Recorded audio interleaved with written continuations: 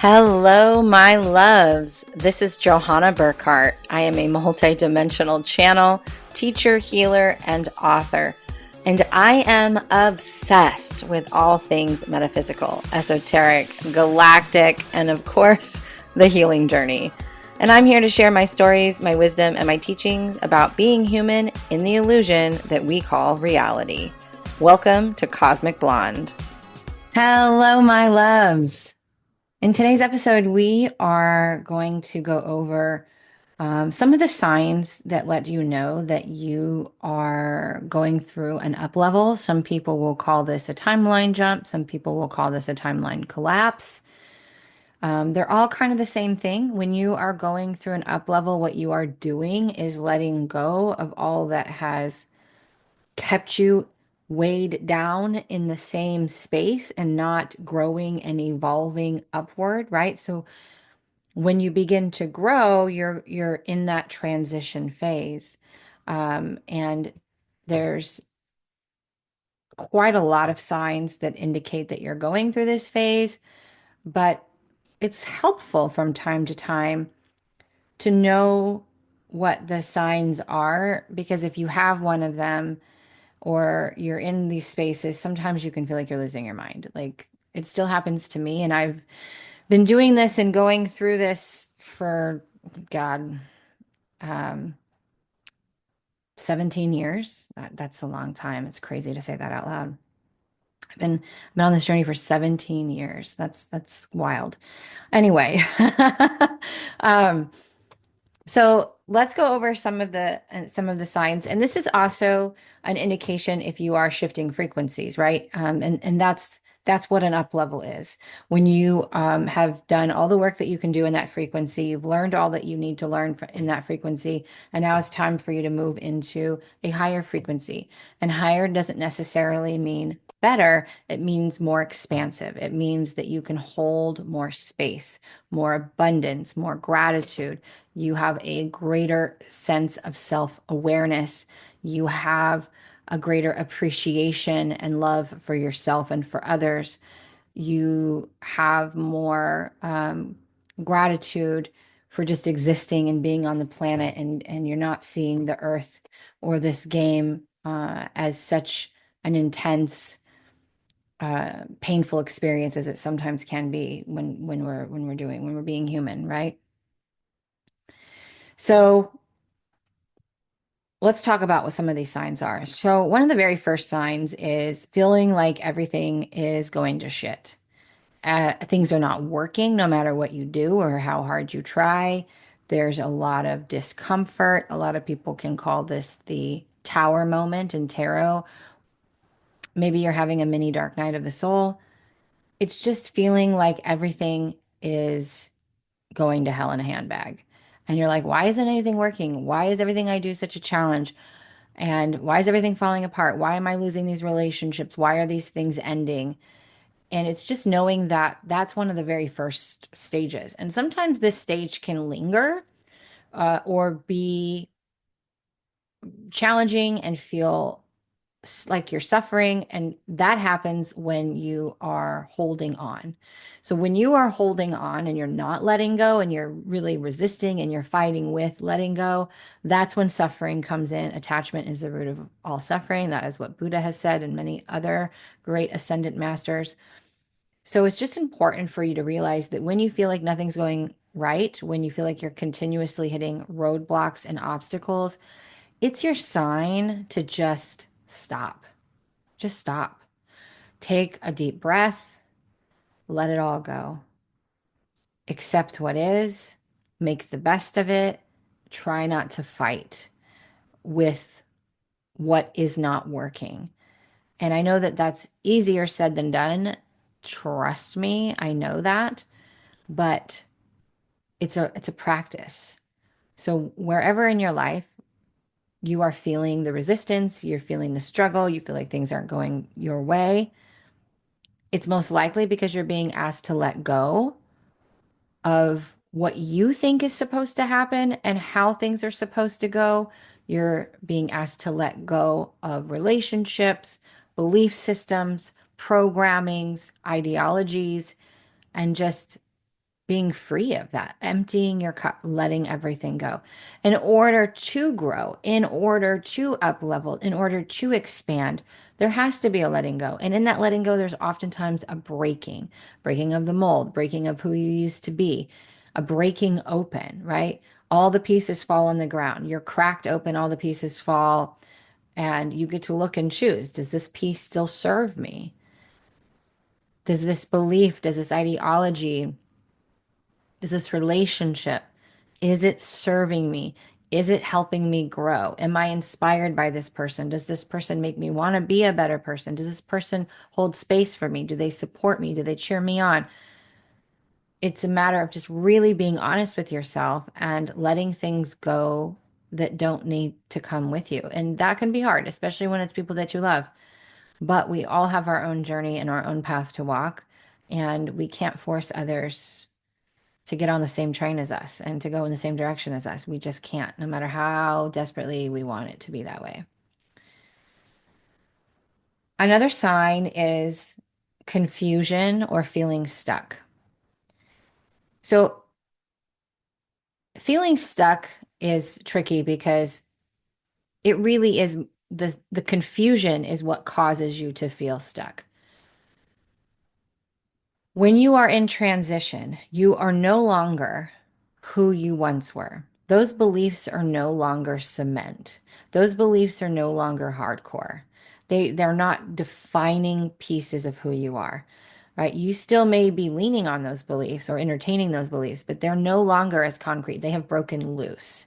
So you are moving away from who you used to be, but you are not yet who you're going to be. You have not yet embodied the new belief systems. You have not yet seen, felt, became clear on what you want to do, how you want to act, how you want to be, because you're not there just yet. You're in transition, right? So the visual that I'm getting right now in my third eye is like if you ever watch someone go through a photo shoot. So years ago, I flew into Dallas to do one of my first ever photo shoots. It was for my website. I had hired this big marketing team, paid like this ridiculous package to help build out my website, professional photo shoot downtown Dallas on the streets. I had outfit changes. I had a professional makeup and hair team. Like it was the one and only time that I like dropped a ton of money and went all out on this, right? But I showed up to the photo shoot, no makeup, hair in a mess, in my pajamas essentially, carrying my outfits, right? And that's usually how people show up to photo shoots. So I come in looking like a hot mess express. But by the time I'm done, I look like $1 million. I don't even recognize myself. Like my face is flawless, like my hair is perfect, my outfits, everything, right? I get this, I'm being coached on how to pose and just being coached to pull out this attitude and this charisma and this confidence that I had to summon, right? I had to summon it up. But as you're going through, you're watching yourself in the mirror, and as they start putting on different parts of the makeup and doing different parts of the hair, you're watching yourself transform. You quite don't see the whole vision yet, but you're starting to get bits and pieces, right? So when you're in the state of confusion, this is when there's can be a lot of doubt and you start to contemplate things in your life. Should I move? Should I change careers? Should I change my life completely? You're starting to doubt, what is my purpose? What am I supposed to do? And it's because you're in that space between and you're seeking, your ego is seeking this concrete certainty because that's what it desires to have. That's what it believes is truth, and why it falls back on, side note, why it falls back on past experiences. So, this is why the ego will go through what I call the algorithm of the past and go, oh, last time we had any kind of interaction that was even remotely similar to this situation happened. They take that as certainty that this is what's going to happen again. It activates your nervous system, throws you into a tizzy, and now you think that this new person or this new thing is the cause of the way that you're feeling, when in fact, It is not. Your ego is going through the algorithm of the past looking for certainty to know what to do in this circumstance or situation, which often just causes you to cycle through again and repeat an old patterning. And again, that's why we call it feeling stuck, because oftentimes you will repeat patterns. You will get caught in that negative feedback loop because you're feeling so uncertain and such in transition, a little lost, maybe even.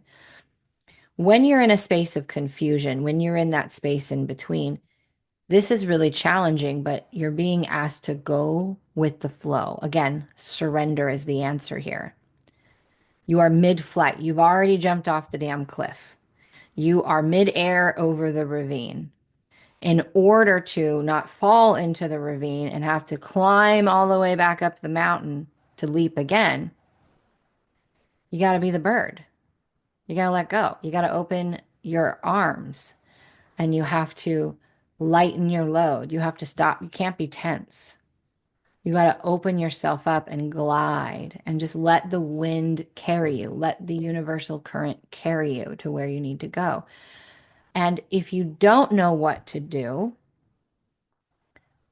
this is when you go within you. You surrender and say, what am I being inspired to do? What do I feel like doing? One of the hardest things for me was when I was going through this one time. Not, I'm in the same space now, but I'm way better at it than I ever was before. But a couple of years ago, I would say probably 22 and even some of 23, a little bit of 23, I was in this transition phase and I didn't have a heavy client load at the time. I didn't have a lot of work, quote unquote work, right, to do. And I wasn't inspired to do anything. And I really struggled with that because what my guides kept asking me was, what do you want to do? And I was like, oh, I just want to go have fun. And it was like, well, then go do that. But I had this hardcore programming inside of me that was like, oh, you can't do that. You have to work hard or you won't get clients. You have to work hard or you won't be successful. You have to be busy every day. And it was like, is this really why I went to work for myself? Now, mind you, most people who go to work for themselves and as a content creator, we work probably more hours than most people do in a regular full-time 9 to 5 job. It's a lot of work to create a lot of content, to create a podcast, to create reels, to post things. It really is a lot of work to be a content creator and to share so abundantly from that space because there can be long periods of time where you're not receiving anything back, whether that be clients or even feedback for that matter. And so it can be very taxing on you. And I was still creating content, but not nearly as much as I normally would. But again, there was this belief system, and I had to think to myself, gosh, isn't this the whole reason why I wanted to work for myself? So that when I did want to go have fun, when I did need to rest, when I did need to take care of me, I could without answering to anybody else. And it was like, yes. And so I had to learn how to enjoy myself. And in the beginning, it was not easy because I would sit there and watch a show or read a book or go do something. But internally in my head, I'm like, I should be doing this and I should be doing that and should be doing this. So I wasn't actually allowing my nervous system to relax and let go and have fun and play and engage. And so oftentimes when you're in that space and you feel uninspired and you don't know what to do and you don't feel like you're being called to do anything, this is when you say, what do I want to do?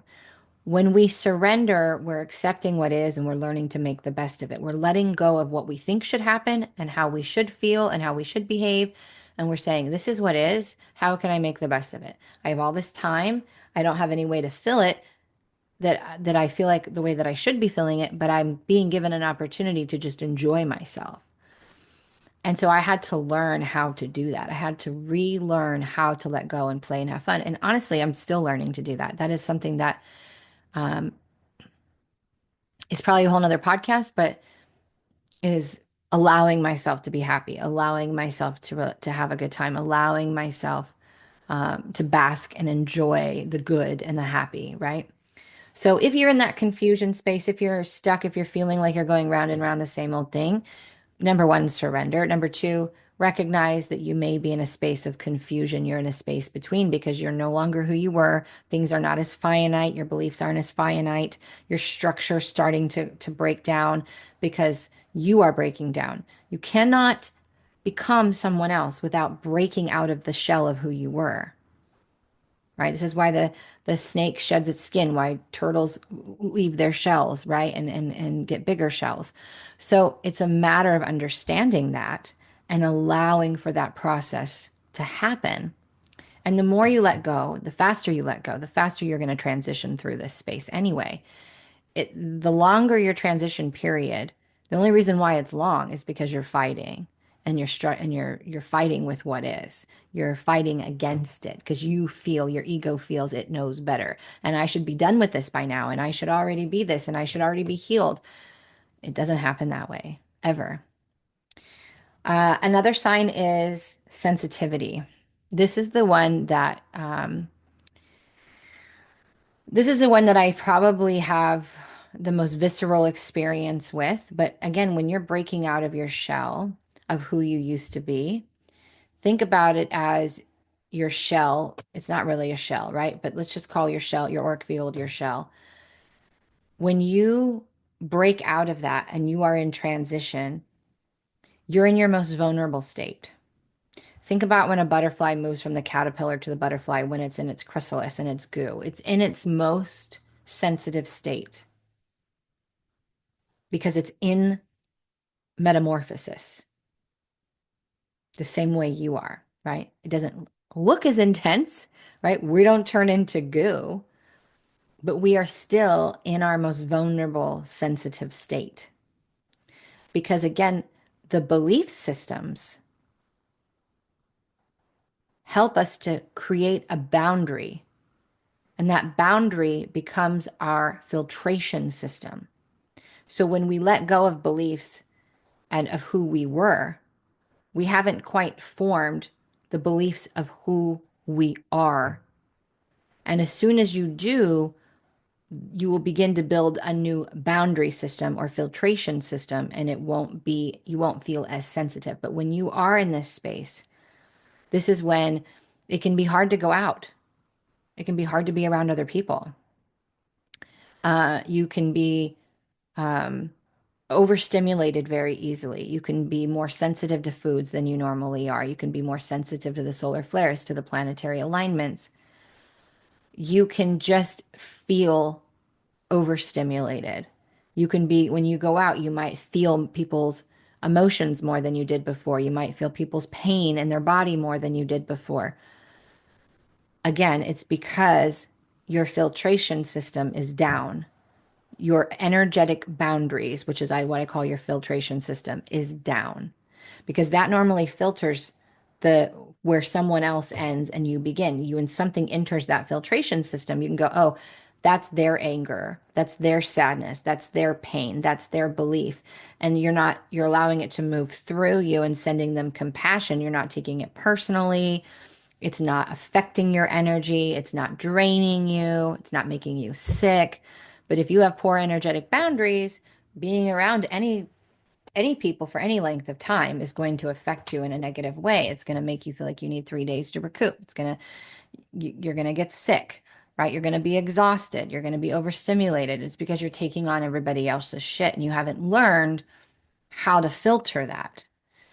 One of the things I learned first in my journey because I had to. I'm an extrovert and I love to go out, and I became an introvert because I didn't want to be around anybody. I couldn't go to concerts. I couldn't go to parades. I couldn't be around a lot of people. I was overstimulated all the time. I was sick all the time. I was moody all the time.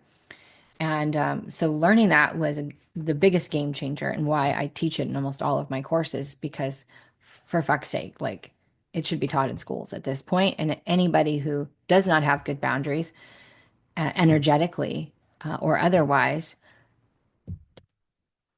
whether it's me or someone else, get the help to learn and practice it because it will change everything for you. But when you are in this transition, when you are shifting frequencies, timelines, up leveling, there is a time when you are going to go through it and you're going to be extra sensitive. It's just a matter of honoring that and knowing that while you're sensitive, you just have to be more present than you normally are and more aware and give yourself a lot more grace. And maybe you don't go out as much, but one of the other signs is desire for isolation. I'm going to ask you not to do that. You might need a little more alone time than you normally do, but isolation is not a good thing. It is not. And I don't care if you're normally introverted. Isolation is never going to be the answer because the longer you stay isolated, the less capacity you have to hold energy when you are around other people.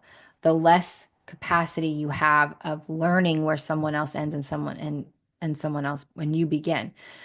And even though we have a lot of online interaction and things like that, it's not the same. When you're in person with somebody, you're interacting with their auric field in a different way. The energy is more intense, it's more potent, it's more visceral. And it's very important for us to engage and interact in relationship, to hang out with people, to go out in the community and engage with people, and really be able to stretch our capacity and our tolerance and work with the energy fields. And so, even though when you're feeling that heightened sensitivity and you really want to cocoon, I'm asking you not to. You might need a little more time alone, but don't isolate yourself completely. That is never the answer. Um, Over the last couple of months, and I talked about this on, I think, somewhere, whether it was a YouTube video or the past couple of podcasts, I was really wanting to be isolated, but I was forcing myself to go out on the weekends and to be around other people. And while there was moments to where I needed to step away or, manage my energy, and I did do those things, I still went out. And I'm really glad that I did this time because I have learned over all these other times that it is so detrimental to my energetic boundary system, and my ability to hold space and work and transmute the energy if I stay in isolation. So even though there's a desire for isolation, try not to do that, right? Continue to put yourself out there, continue to work with your energy field. Just be a little bit slower, a little bit more compassionate with yourself, and have a little bit uh, more downtime. But again, make yourself get out there in the world. One of the other big ones is unexplained body issues. So this can show up as phantom pains, random pains, like why all of a sudden does my back hurt? There's no reason for my back to hurt. Um, Getting sick, like really sick out of nowhere. Allergies when you've never had allergies. That's something that I had to experience. Um, just getting sick in general, having exhaustion, another thing that I've experienced in this last transition, just utterly dead, dead, dead, dead tired. And then, or just overall pain in the body. So that can show up as headaches. It can show up as eye pain. It can show up as eye floaters. It can show up as just random things. And it can also affect your sleep. So maybe you want to sleep more because just because you're exhausted doesn't mean you sleep well. So you might be sleeping more or you might be sleeping less and you have disruption in your sleep state.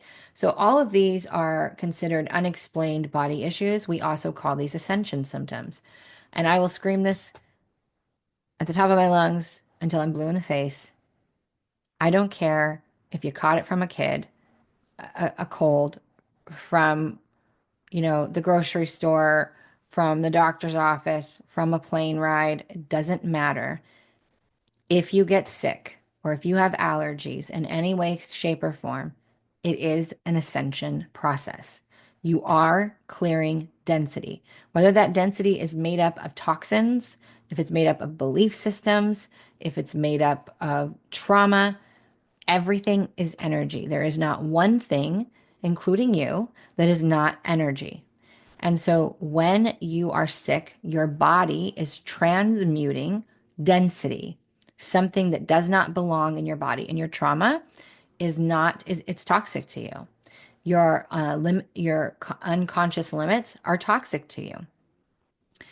Your limiting belief systems, toxic to you. Childhood programming that's not serving you, it's toxic to you. So it doesn't matter if it's a toxin, a virus, or a trauma.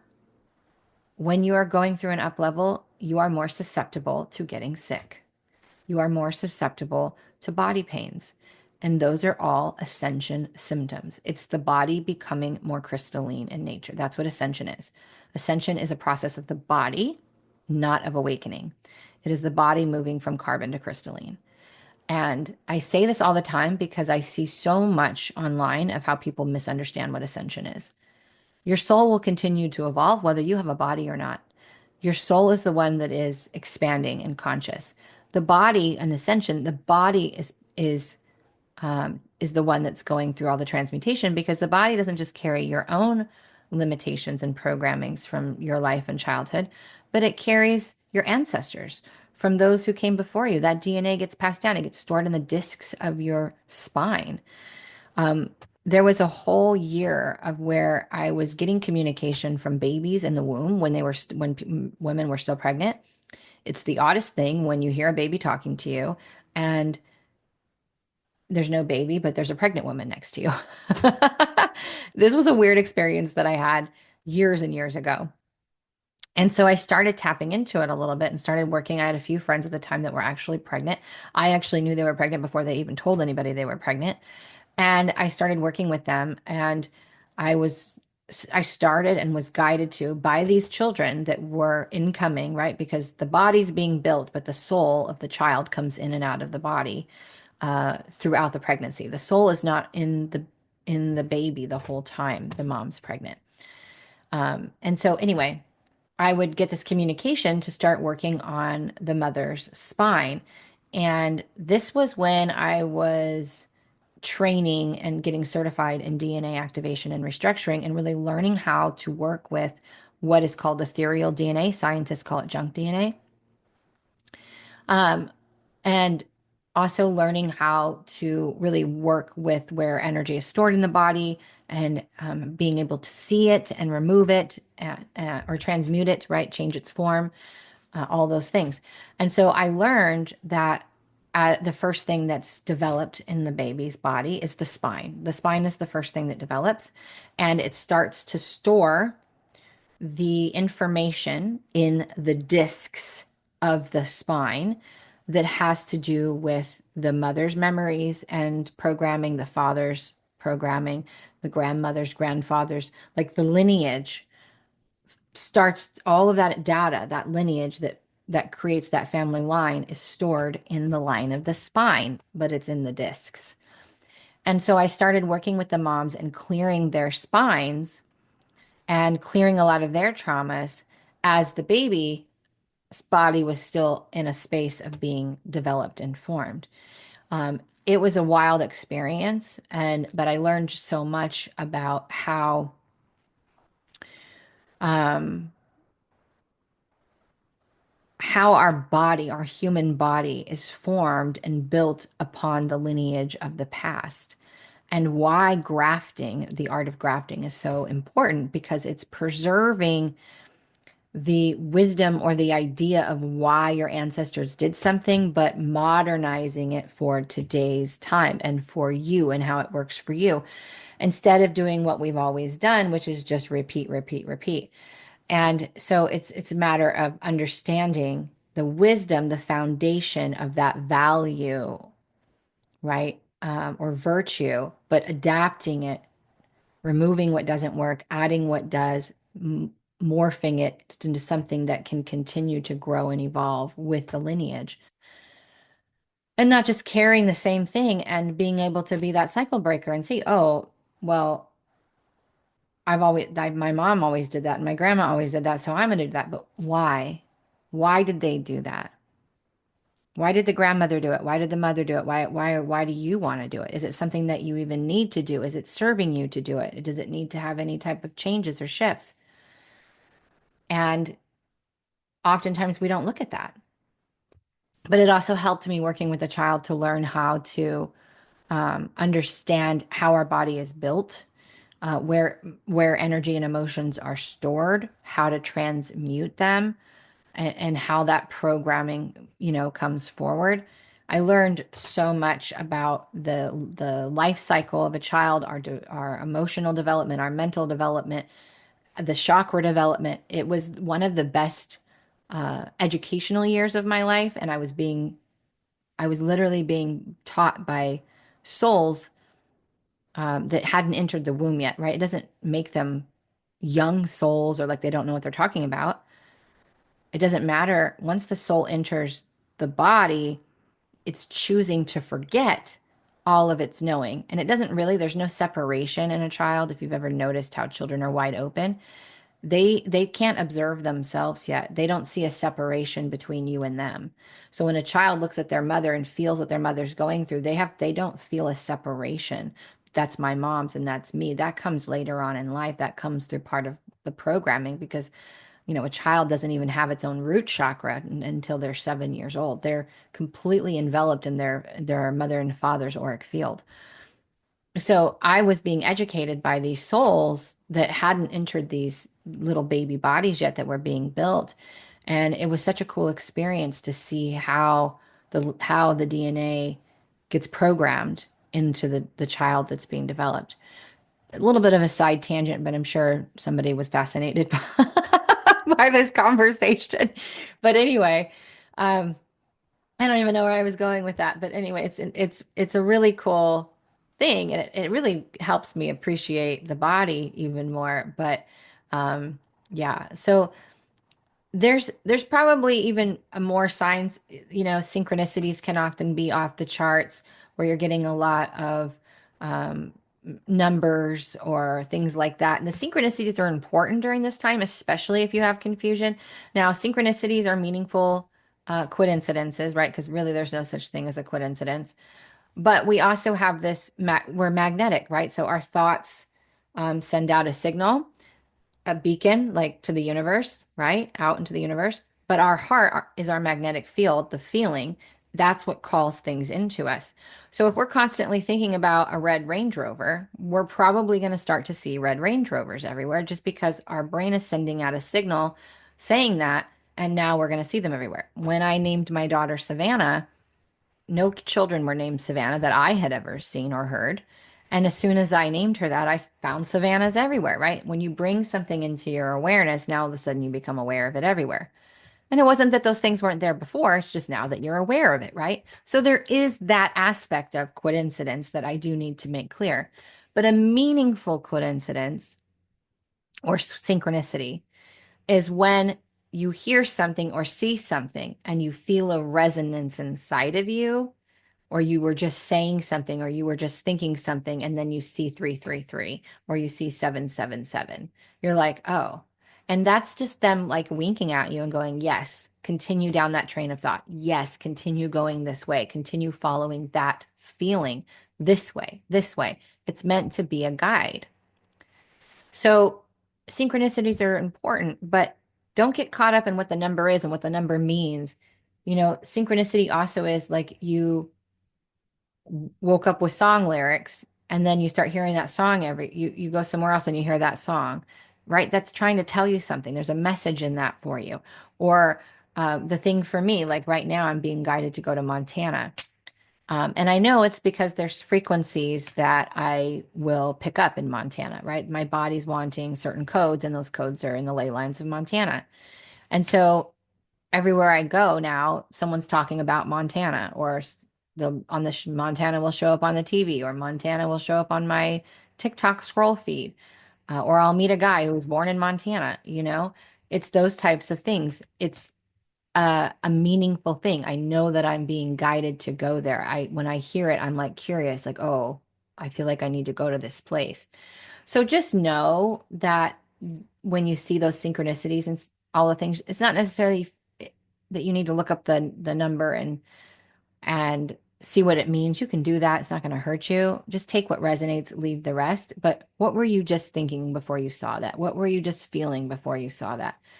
And sometimes synchronicity just shows up because you're going through a hard time and they're trying to let you know that you're surrounded and that you're never alone and that you're always loved, and that you're always supported, even if you can't feel them or see them or hear them. So synchronicity for me is something that's also a big sign. Another sign is change in your appetite and or diet. So when I've had many changes, but one of the ones that I went through when I went through what I call my emotional awakening, that's kind of when your body comes online. That's when your senses really, your extrasensory abilities really start to open up. You really start to feel, sense, hear, know, spirit. You're very, very extra empathic. That's the body coming online. When that happened for me, that was in 2015. And shortly after that, I changed my whole diet. Like I used to drink a six pack of Diet Mountain Dew a day. I drank a whole pot of coffee a day. It's not that I ate bad, but um, I obviously could have eaten better, right? I became a fruitarian or vegan. Let's rephrase it. I became a vegan. And let me tell you, I fought this change. I'm back to eating more of a carnivore based diet. It's more of a whole food diet because I still eat sweet potatoes, I still eat fruit, but it's more protein heavy. And I was what I used to call myself a steakatarian. I've been on Atkins before it was keto, it was the Atkins diet.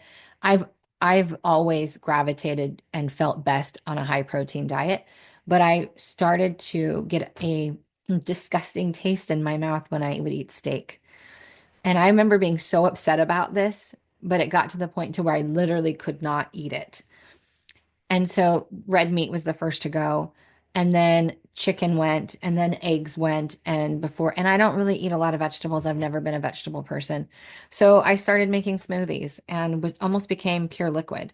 I I would put the veggies in with the fruit and started putting, you know, powders and stuff in my smoothies. And I would eat peanut butter, and it was a weird time. Beans, potatoes, but I wasn't eating any meat. I pretty much became a vegan. And I was that way for a few years.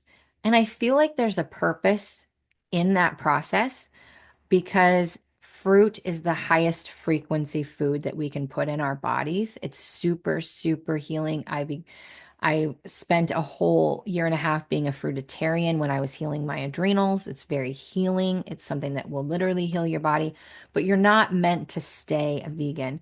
We are meant to have a very healthy mix of fruit, nuts, and meats, right? A lot of vegetables are actually not good for this. I know this is controversial, but a lot of them have phytochemicals because um, that's what protects them from predators.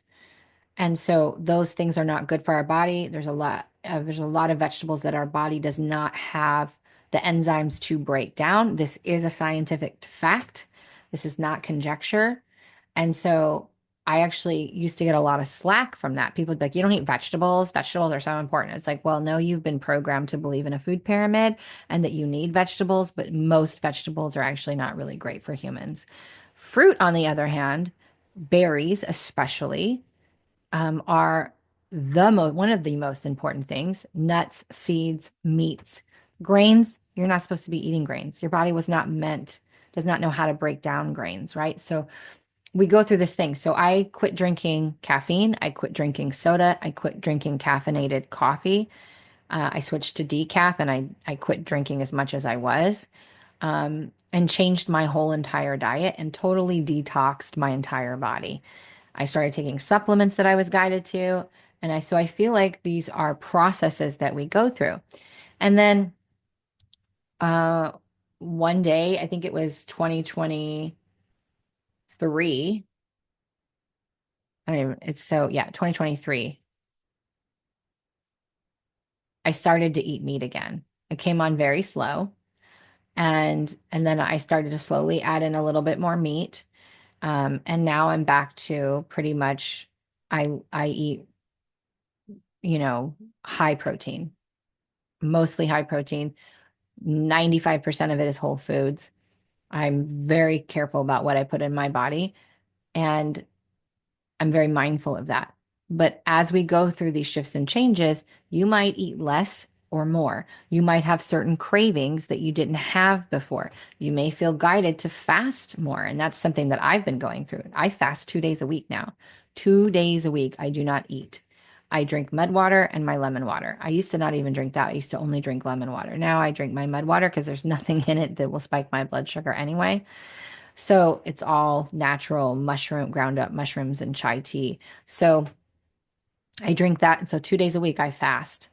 And that's what I'm guided to do right now. And so whatever your body goes through and changes, just allow it to go through that process. Try not to overthink it or overanalyze it, and allow yourself to go through this phase. It will shift and change, you know?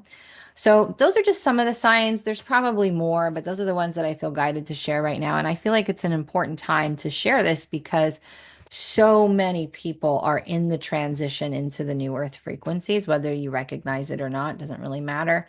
But so many people are going through that transitory space right now and shifting. And so if you're experiencing any of these things, you're probably experiencing multiple of these things, know that you're right where you need to be. The answer is surrender. It is let go as much as you can. Allow yourself to be at peace with where you are. Try not to get ahead of yourself or rush the process. It's not going to get you there any sooner. Trying to get there faster means you're in resistance to where you are, and it's only going to cause you to snap back and have to start over. So if you want to heal faster, if you want to move through the transition faster, you have to surrender and let go completely. And if you think you've surrendered, surrender some more, because I guarantee you, you can. And if you need help with any of this, I have sessions and mentorships available for you. Please feel free to reach out or find someone that you resonate with. And I will see you in the next episode. Hey, thanks for listening.